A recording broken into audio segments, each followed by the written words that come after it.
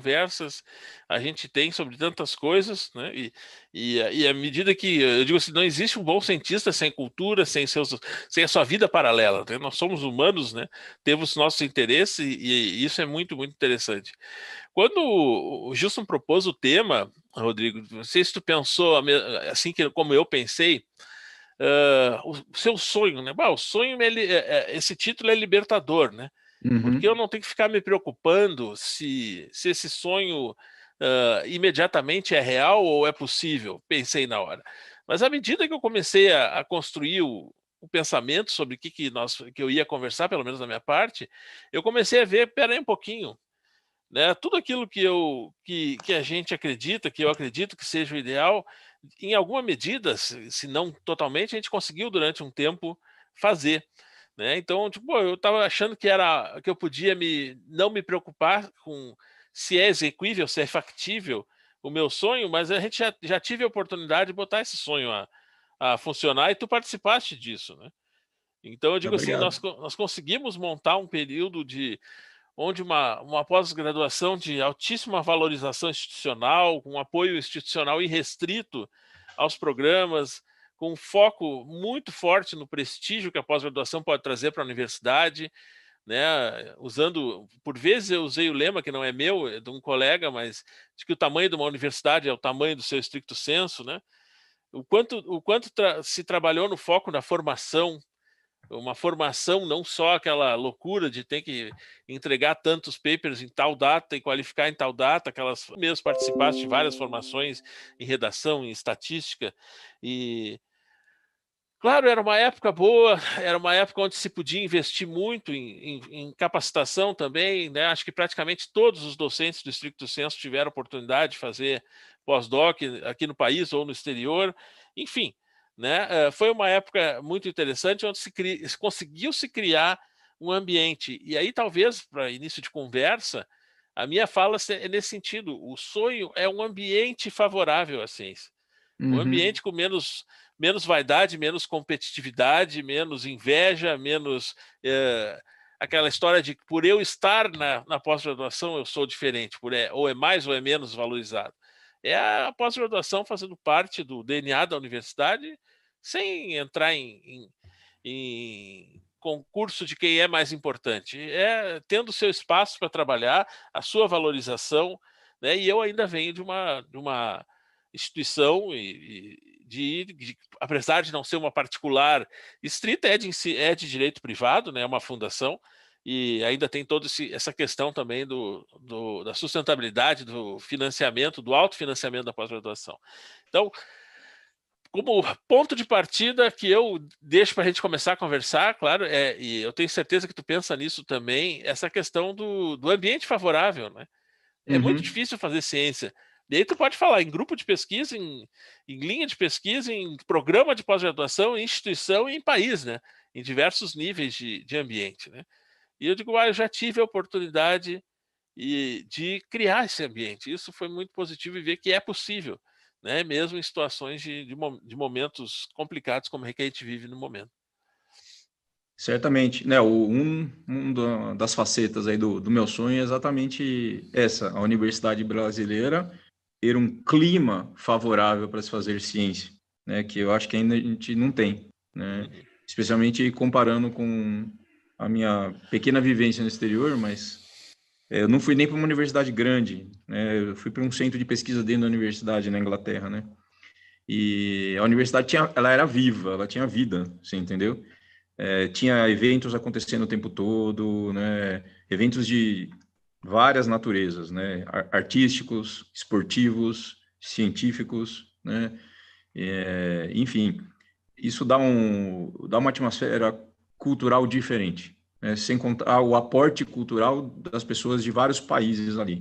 Então, você convivia no mesmo dia com alguém do Canadá, com alguém, né, da Tailândia, com alguém da Nova Zelândia, com alguém da Colômbia, né? Então, você trocava experiências assim incríveis ali, né? E os assuntos, né, sempre acabavam sendo mais engrandecedores. Então, ali eu senti que ali tem um clima científico, cultural, né, que nós não vemos aqui de maneira tão patente aqui na universidade brasileira, né? Parece que as pessoas entram aqui, faz o que tem que fazer, vai embora, né? Entra aqui, faz o que tem que fazer, vai embora. Não tem essas vivências possibilitadas aqui no meio, né, no meio brasileiro. Então, sim, uma das coisas, acho que a gente está em acordo aí, é esse clima favorável para construir ciência, que falta muito aqui na universidade brasileira, né? Não, eu concordo plenamente contigo. E uma das formas que eu pensava e penso é que, bom, a gente deve lutar para mudar, por exemplo, regulamentos que a gente não concorda, não acredita, a gente deve mudar, mas enquanto eles existem, né, nós Uhum. precisamos respeitá-los. Então, uma das coisas que sempre me passou pela cabeça é que as instituições, os programas, os próprios orientadores, né, eles têm que ser facilitadores para que a gente consiga atender essa questão legal e não dificultadores, né? Então, eu digo assim, a gente não conseguia passar por cima de algumas questões que são complicadas. Eu, para mim, tenho uma série de restrições a pensar pós-graduação com esse componente de pressa, né? Quando nós temos, às vezes, um projeto muito interessante, mas que tem uma característica mais longa, ele fica totalmente atravessado por uma necessidade de ter um paper publicado, outro submetido, ou 2 publicados, ou um aceito. Cada programa tem as suas questões, né? E aquele aluno, muitas vezes, desesperado, que eu tenho que qualificar, para qualificar, eu tenho que ter um artigo aceito, mas os dados ainda não sustentam o artigo, né? Está no caminho, está bonito, mas ainda não está pronto. Então, além de tudo, além de todo esse ambiente falho, como tu comentaste, né? Ainda temos esse atravessamento dessa pressa, desses prazos, né? Que onde a gente vincula a pós-graduação à bolsa, né? Terminou a bolsa, Uhum. terminou a pós, né? Poderia, poderia em algum momento terminar a bolsa, não terminar após, termos formas de dar conta desses prazos, mas não é assim que funciona hoje em dia. Então, uma coisa que eu sempre pensava, e também faz parte do sonho, é ajudar nesse momento, né? Ajudar, e se ajudou muito tempo com muita formação, se ajudou muito tempo com todo tipo de suporte para publicação internacional, né? Com os editais de publicação, todo tipo de suporte, até para pagamento de taxas em revistas que tinham essas taxas e que eram de alta relevância para as áreas dos programas. A ideia é de tentar, já que a própria regra do jogo do país, né, que a própria regulação que a CAPES faz sobre a pós-graduação e, e, e as áreas também impõe uma série de questões como prazos e como exigências, que as instituições, que os programas e que os orientadores sejam facilitadores, né? Eu sempre digo, no salto com vara, a gente é a vara que faz o salto, não aquela que tem que passar lá em cima. Aquela lá que tem que passar lá em cima, quem põe é a CAPES, né? Mas eu tenho que ser aquela que faz o cara pular bem alto e passar aquilo sem grande sofrimento, pelo menos, né? Então, nesse sentido também que me preocupa muito. E claro, teve várias coisas que atravessam radicalmente a questão da pós, que a nossa situação socioeconômica, sem dúvida nenhuma, né? Aquela questão que o aluno está lá, ele precisa estar de tempo integral, senão é um stricto sensu que não é estricto, né? E daí, claro, a questão de financiamento da pós é um momento crítico. Então, a pós-graduação ideal, obviamente também que ela teria que ter essa possibilidade que as pessoas, durante o seu tempo de pós, se dedicassem à pós. Né? Olha, cada vez que eu acho que desde que eu fui pós-graduando, eu vi reajustar o valor das bolsas umas 3 ou 4 vezes, se muito, né? Ao longo dessas décadas. Então, realmente é complicado. A bolsa de mestrado de hoje não é o dobro da que eu tive, cara, há tanto tempo atrás. Eu lembro direitinho do valor da minha e é um pouco mais do que a metade do que é hoje. Tu vê, ao longo desses anos todos, o quanto está desvalorizado isso. Então, também não tem condições de fazer aquele estricto real, né? E sem contar que muitos nem bolsa têm, especialmente nas instituições que não são federais. Então, faz parte desse ideal também, e faz parte desse ambiente, esse sonho de ambiente de pós-graduação, essa questão do aluno poder tranquilamente se dedicar a isso, né? O que não é o que talvez não seja a realidade que vocês experimentam numa pública, mas nas de direito privado, e mesmo que sejam comunitárias, a gente dependia muito dos bons programas. E nós tivemos, durante um bom tempo, um programa bastante eficiente de financiamento da pós-graduação, né? Tinha o ProZup, que era para todas as particulares em geral, e depois uma melhoria dele ainda, o ProZuc, que era para as comunitárias. E aqui, durante a gestão, a gente aproveitou muito, todas as bolsas que vinham, nós aproveitávamos e dávamos a contrapartida institucional, né? Então, foi um período onde a cobertura de bolsas dentro do stricto sensu beirava 86%, 84%, 86%. Então, claro, tu consegue criar um ambiente, tu consegue que todas essas pessoas que estão naquele momento estejam realmente de cabeça naquilo, né? Então foi um período bem interessante que eu não sei até que ponto como é que se diz, se refletia o que acontecia nas públicas, né? Mas que realmente a pessoa, nesse cenário, ainda ter dificuldade de se manter, ainda não conseguir ter tranquilidade financeira, claro que é bastante complicado. Sim, não, certamente. Nesse sentido também burocrático, que é, na verdade, o ponto que eu tinha mais refletido aqui para falar hoje, eu creio que para pensar numa pós-graduação diferente e dos sonhos, eu mexeria na burocracia, né, institucional maior, que, né, na que rege a pós-graduação mesmo, né? Sim, enquanto eu disse que a própria instituição tem que tentar facilitar, mas tínhamos que também lutar contra essa burocracia. Exato, Assim, né? Vai lá. exato. Seja a instituição privada aí, comunitária, ou seja a pública, que a gente está à mercê das mesmas regras, né? E eu acho que um dos grandes problemas da pós-graduação brasileira é justamente essas regras, né? Bom, filosoficamente falando, todo mundo que entra na pós-graduação deveria entender que ela serve para formar cientistas, né?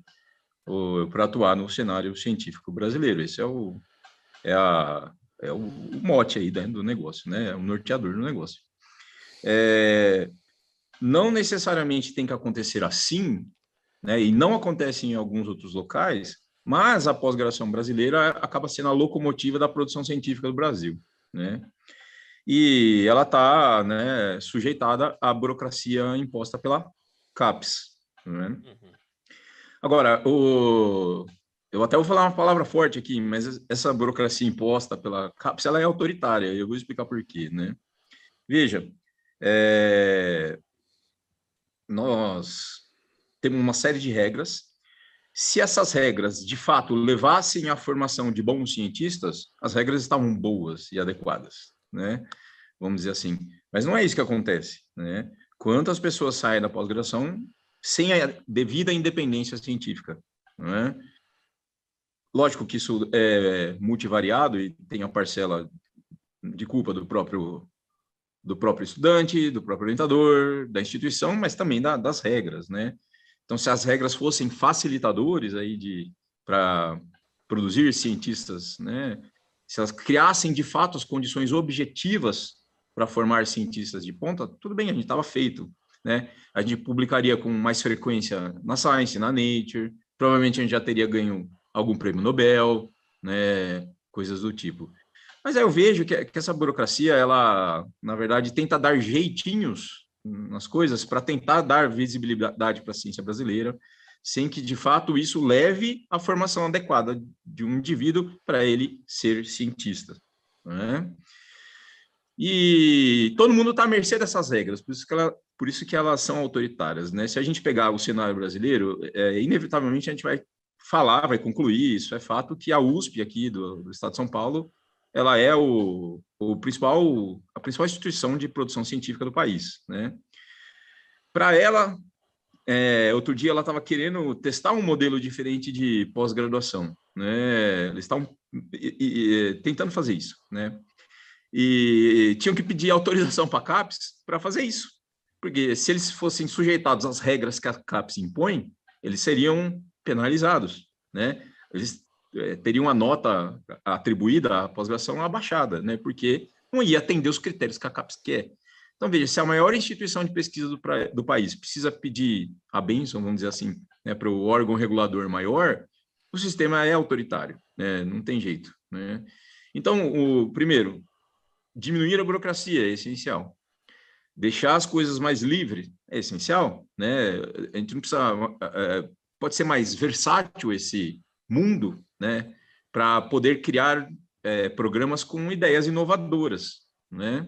Não dá para ficar esperando tanto tempo para mudar caminhos que a gente está vendo que está errado, né? E deveria ser mais livre para mudar esses caminhos, não é? Então, o nosso sistema não permite isso. Imagina se isso fosse no mundo corporativo, né? Você tem uma produção de alguma coisa que está dando prejuízo, você pedir para um órgão regulador estatal maior para mudar, porque, né, está dando prejuízo aqui, né? A gente ia ficar meio maluco aí, né?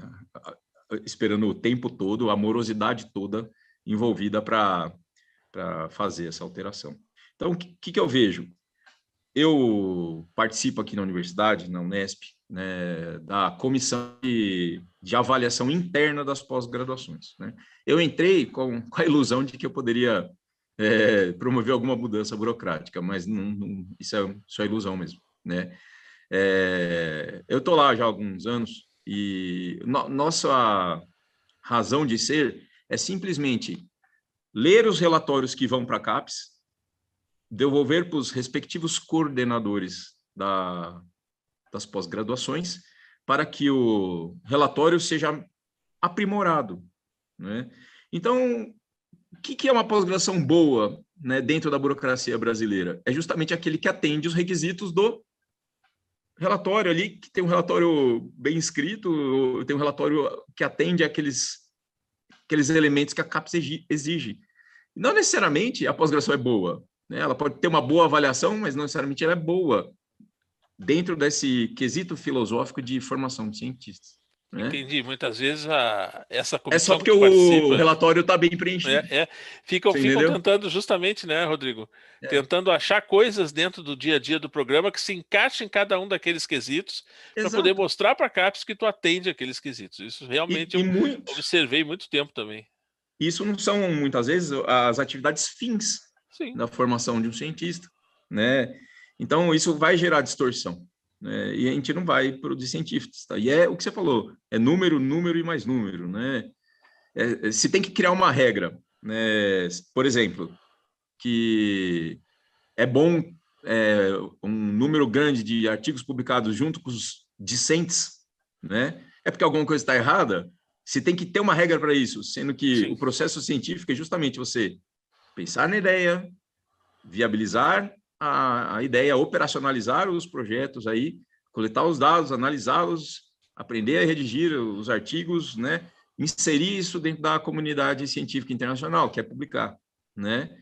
Isso seria o caminho óbvio de aprendizado de um aluno. Você criar uma regra para incentivar os alunos a participar das pesquisas, é porque o sistema está errado, né? Estou dando só um exemplo aí, né? Deixa eu te dar uma parte, mas tem um erro também conceitual no sistema, que à medida que o programa vai subindo, em vez de ele ganhar liberdade para voar em voos diferentes, ele vai tendo mais coisa para atender. Então, subir de conceito é ganhar uma série de itens a mais para ser atendido. E quando eu concordo contigo que, então, em termos as que estão fora, que estão extra-programa, uma grande sacada seria também uma liberdade maior para os programas, especialmente esses que começam a se destacar, e um órgão dentro da CAPES, uma espécie de observatório, né, que pudesse acompanhar essas iniciativas diferentes e a partir delas, né? Então, porque, assim, o que eu fico pensando, eu te ver falar? Eu fiquei pensando, pô, a CAPES em si não está observando a ciência, né? Não está levando em conta o que acontece, ela não dá liberdade para experimentação. Então, daqui a pouco um programa cria uma forma diferente de fazer e ele vai ser penalizado em vez de ele ser um bom exemplo, né?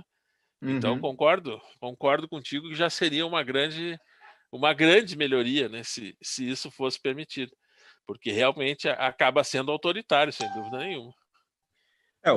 Uma das mudanças para eu ver uma pós-graduação do sonho seria isso, né? Desburocratizar o processo, né? E seguir o óbvio, eu sempre falo isso, né? Seguir a filosofia da ciência, que né, seria os melhores balizadores da produção científica mesmo, né?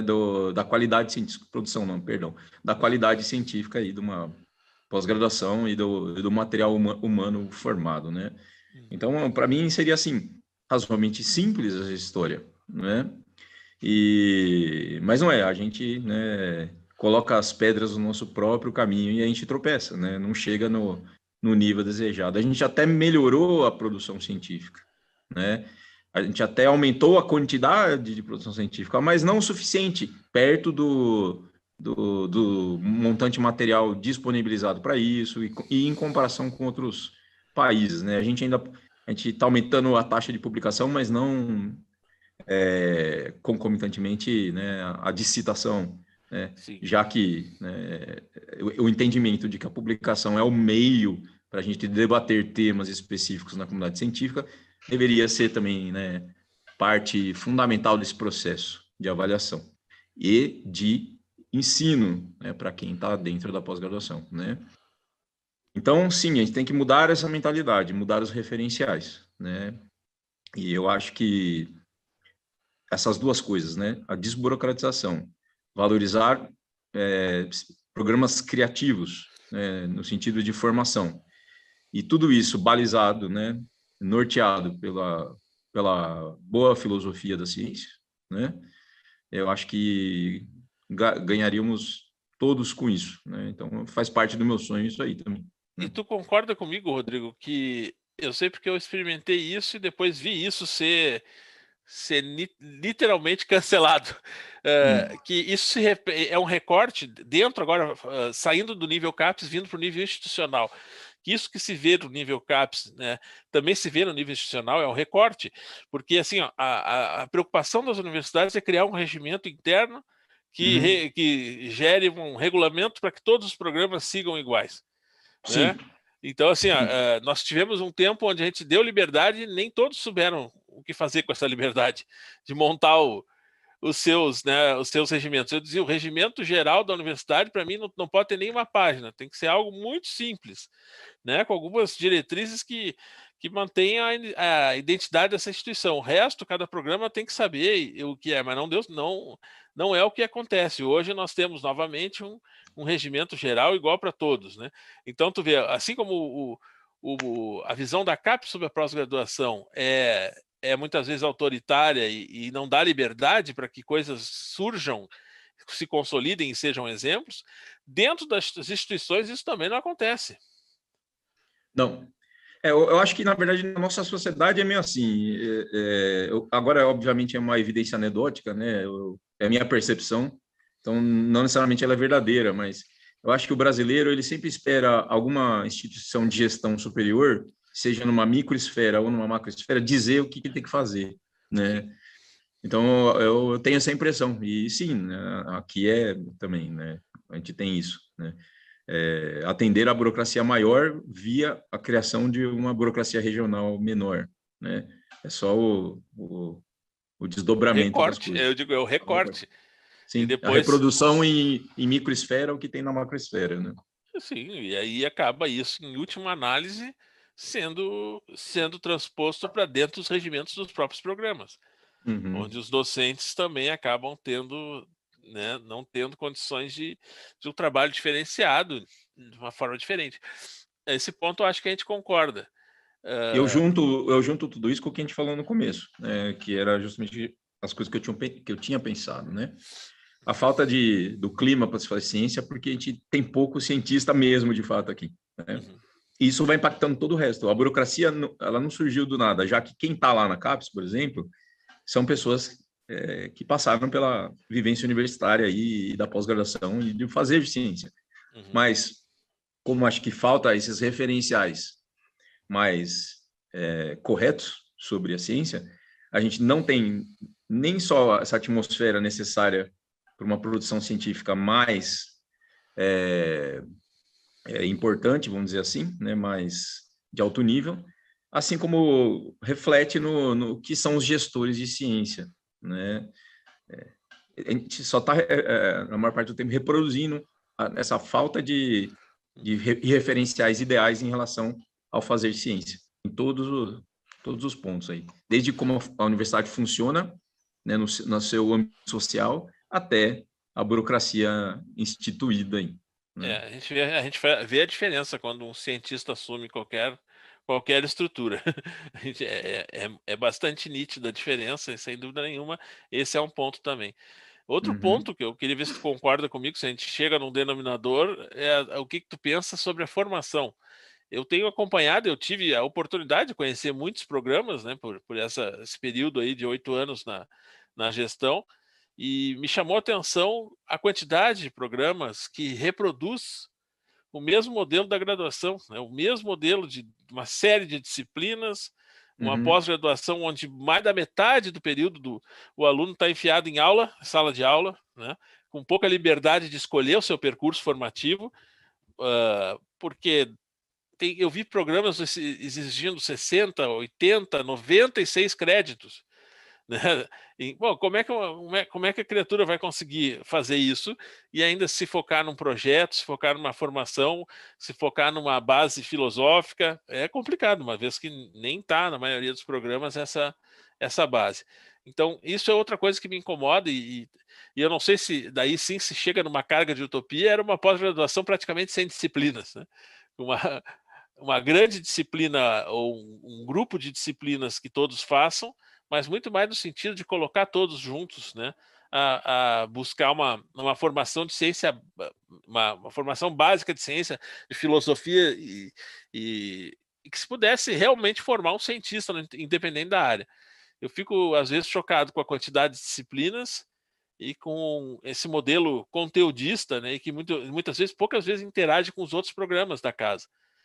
Então, hoje eu tenho uma disciplina que eu tenho o prazer de dar aula em vários programas ao mesmo tempo, a disciplina é aberta para todos, e como é rico o processo, é impressionante a diferença dessa disciplina para outras onde a gente fica com os alunos só do programa, né? Isso que a gente está num programa com uma característica, hoje eu atuo, com uma característica altamente multiprofissional, os dois que eu atuo. E mesmo assim acaba muitas vezes ficando focado ali sem interagir com outras coisas que, bem ou mal, se relacionam com o problema igual que está sendo estudado, né? Por exemplo, esse problema de poluição, de contaminação ambiental envolve um monte de áreas. E eu fico um pouco preocupado isso, com a dificuldade que é no campo das instituições de fazer que os programas trabalhem juntos, né? E dividam disciplinas que realmente tenham importância de formação básica de cientista e não de formação de um técnico ultra especializado.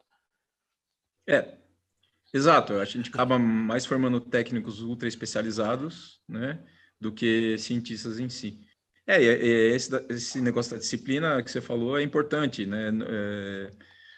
Porque a gente está no momento de formar cientista, então a gente tem que estimular justamente a autoinstrução, né? O Sim. autodidatismo, né? Felizmente, a pós-graduação que eu me formei, ela exigia um pouco de disciplina no mestrado, mas no doutorado não. Tanto que no doutorado eu não fiz disciplina nenhuma, entendeu? Justamente porque eu preferi estudar mesmo, né? Não é só um Preferi... sonho, então, né? É possível. É possível, né? Exatamente, né? O conteúdo que o aluno tem que adquirir, a própria proposta do professor Gilson Volpato, né, ele elencar uma lista de habilidades importantes para o cientista, que vai desde a formação artística até, né, um conhecimento básico de arte, né, até passando por estatística e filosofia da ciência, enfim, pode ser um hall de coisas a serem contempladas, né, via autodidatismo, e Sim. a orientação não precisa ser de modo que isso seja formalizado em disciplinas, mas é desejado que você tenha tais habilidades, né? Então, eu gosto da proposta do professor Volpato, né? Resumindo ela muito aqui. Sim, sim. Não, Desculpa sem dúvida, se eu porque cometer alguma gafe aí, Volpato. às vezes eu não sei como é que tu te sente, mas eu me sinto sem espaço às vezes, no sentido de que, bom, tem que atender primeiro de tudo uma série de determinações que vêm do órgão máximo, vem da Uhum, regulação, da CAPES. uhum, Depois, vencido esse nível, né? Porque é impressionante, em vez desses níveis ser algo, alcançar é algo que a gente precisa vencer. Vencido uhum, esses níveis, daí nós temos que vencer uma série de determinações que vêm da própria instituição. Passado uhum. isso, tem que vencer uma série de determinações que vêm do próprio programa e uma exigência absurda de participação em disciplinas. Bom, o que sobrou para a real orientação? Pois é. E ainda tem prazo, ainda tem que qualificar até o quinto semestre, tem que produzir, tem que ter com no caso, 2 artigos publicados, um exemplo que é o que eu mais vejo aí, ou pelo menos um publicado e um em publicação. Eu digo, olha, aí já foi 90% do tempo da interação orientado. Então, é quase que uma linha de montagem com pouco espaço para isso. E aí vem o último nível, que eu digo assim, como tu propiciar, né, uma boa formação para aluno no teu ambiente, no teu laboratório. Né? Eu vi que tu está no teu laboratório, né? Como A criar leitura esse ambiente. Sim, Como criar esse ambiente. É, eu suspeito que com essa exigência de ter os artigos submetidos aí, a gente estava conversando exatamente isso na quinta-feira na defesa do nosso colega Denis Rosenberg, seu amigo gremista aí. Vocês ficam se degladiando do Grêmio do Inter aí, né? E é uma exigência absurda, né? Para você defender ali, você tem que ter 2 artigos publicados, né? Sim. Em revistas de alto nível ali. Eu acho que acaba, para atender isso, quem acaba escrevendo o artigo é o orientador, né? Muitas vezes. Porque senão o aluno não vai defender. E aí, aonde fica o aprendizado, né? Da redação científica aí, né?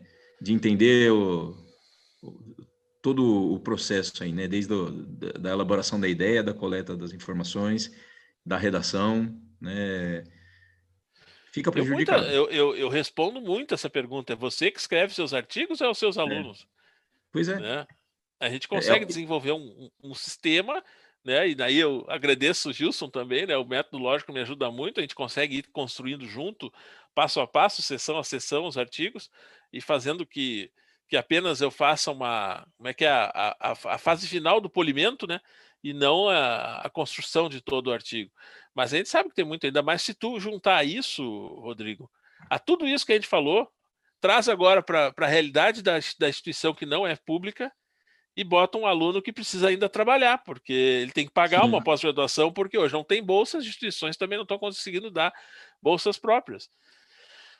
E os que têm bolsa, pelo amor de Deus, né? Ele veio de outra cidade, está morando na cidade onde está a pós-graduação, e ele vai ter que, então, morar, comer, estudar e com R$ 1.500, se for uma bolsa de mestrado, ou 2.200 se for uma de doutorado, né? Então é complicado, é muito complicado, e eu acho que sobra pouco espaço. Eu digo assim, ó, eu acho que a pós-graduação está sufocada do jeito que está hoje. Sim, completamente. É burocracia demais, remuneração de menos, né? São essas exigências absurdas que acabam incentivando apenas um produtivismo de artigos aí, né? E não necessariamente isso vai resultar em artigos melhores, né? Mata muitas vezes ideias, né? Ali no ninho, é o exemplo que eu usei na quinta-feira na defesa do menino lá. Eu falei, bom, então quer dizer que a gente não pode fazer doutorado com uma ideia que testa uma coisa sazonal, que o teste vai durar 3 anos, e aí no último ano o indivíduo vai escrever um artigo só e ele ser bom e ser a tese, né? Não pode, você entendeu? Então você vai matando no ninho ali, né? Vai incentivar as pessoas ao salame science aí, né? Quebrar os artigos. Não vai ser um pata negra, viu? Não adianta falar. Que nem vai ser não vai ser um salame pata negra. Vai ser aquele lá né? Enfim, não vai, não necessariamente vai ser uma coisa boa, né? Então, assim, e tudo isso para quê? Para incentivar o mesmo caminho de número, muito número, não necessariamente boa qualidade. Né? Um ambiente de sofrimento, né? E sofrimento, lógico, né? Se fosse, né, um fomentador de qualidade isso, nós, paralelamente ao aumento da produção científica, teríamos um aumento de citações aí porque o nosso conhecimento produzido, né, geraria, né, importantes explicações das lacunas, né, que seriam aí, né, degraus para novas ideias, né? Mas não é isso que a gente vê bem acontecendo aí, né? Então realmente veja quantas coisas estruturais a gente tem que mudar, né, para ter esse contexto objetivo, para a pós-graduação ser um local de aprendizado adequado na formação de cientista, né? O indivíduo ter tempo para fazer por uma remuneração mais adequada, coisa do tipo, né? Porque é um indivíduo em formação, né? E enfim, aí no final das contas ainda consegui atuar nessa esfera de gestão, né? Após formado, né? Porque eles vão ter essa responsabilidade um dia, né?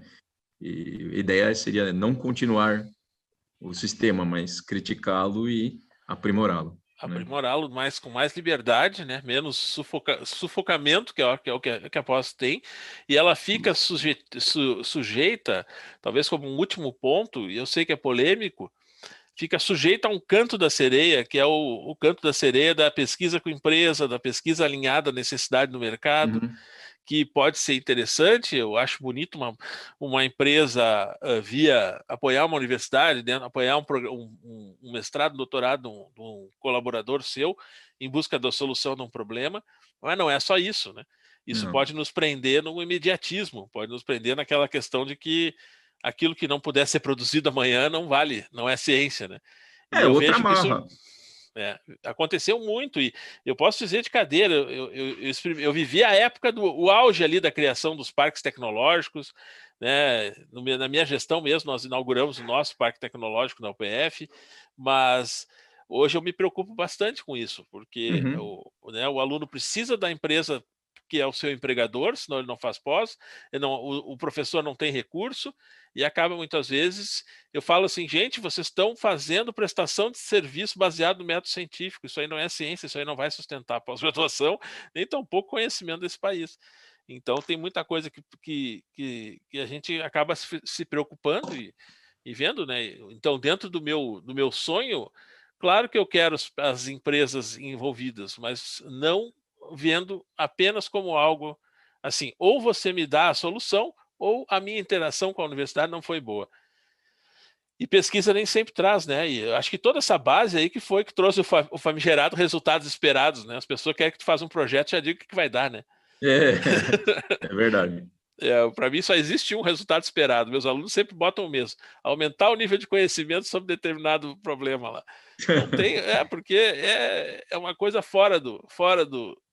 da compreensão de ciência, né? Tu querer dizer o Sim, que vai dar um projeto. Então, acho que, fazendo um resumo do que a gente conversou, eu imagino que o nosso tempo já deva estar se esgotando, né? estourando aí. Chegamos na conclusão que em todas as instâncias nós precisávamos de um pouco mais de liberdade, né? Para que iniciativas que pudessem melhorar o ambiente da pós-graduação fossem observadas e usadas de exemplo, né? E não perseguidas. Hoje, uma iniciativa que saia como é que é, do tico-tico da regra vai infringir, no final das contas, em penalização e um programa cair de 7 para 6, de 6 para 5, de 5 para 4, né? E isso ninguém quer. Então, realmente, acho que nós chegamos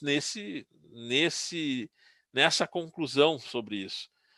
Eu não sei qual é o formato que nós vamos fazer, mas fazendo um fechamento da minha parte, Rodrigo, é isso, é uma pós-graduação mais livre, né?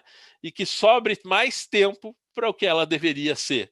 Que por meio de uma relação saudável entre orientado e orientador, um crescimento, uma formação científica melhor, e que a gente pudesse dizer, os mestres que nós formamos são mestres, e especialmente os doutores que nós formamos são doutores, com autonomia científica, com capacidade de aprender, né?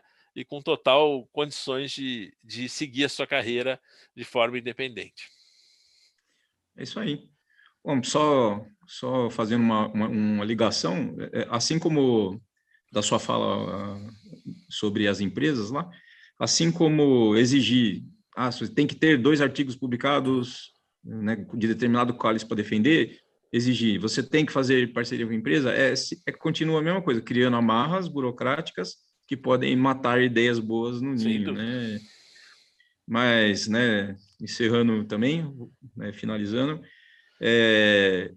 eu acho que a gente poderia discutir os elementos de que comporia essa pós-graduação, mas aí precisaria de muito mais tempo, né? Sei lá, se o mestrado tem que ter mais tempo que o doutorado, porque em questão de formação, enfim, seriam outros 1.500, né? Discutir os detalhes, né? Mas eu acho que é isso aí mesmo, né? Um sistema desburocratizado, mais livre, né? Mais criativo e que, né?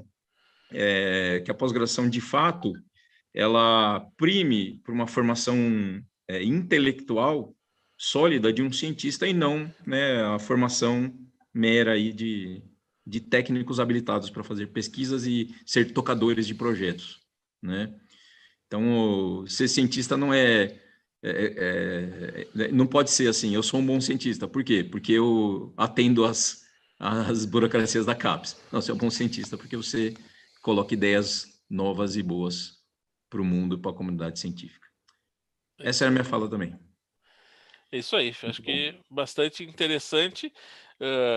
Agora vamos ver o que o nosso, o nosso querido amigo e mestre Gilson completa também de como melhorar a nossa ciência, né? Fico muito satisfeito de ter feito essa conversa contigo. Acho que vale muito a pena a gente discutir isso sempre, né? E tentar. E aí eu posso dizer e deixar isso com quem está nos assistindo, né? Que é possível, né? Existem experiências, só que experiências hoje são todas elas feitas com muito receio de qualquer experiência de que aquilo implique numa descaracterização, numa desvalorização de um determinado programa de pós-graduação. Então, realmente Certamente. é. Mas vamos lá, vamos em frente. Eu continuo acreditando que é o caminho e também que hoje nós temos, né, muita gente boa entrando na pós-graduação e a gente não pode deixar que essas pessoas saiam sem formação do período que tiveram para isso, né? E que a gente realmente torne aquele lugar prazeroso Sim. e que as pessoas, digo, no final de tudo, olhem para trás e só valeu a pena. Né? Valeu a pena ter formado, valeu a pena, me sinto mais apto hoje e não considerem que aquele momento da defesa é bom, me vi livre disso, né?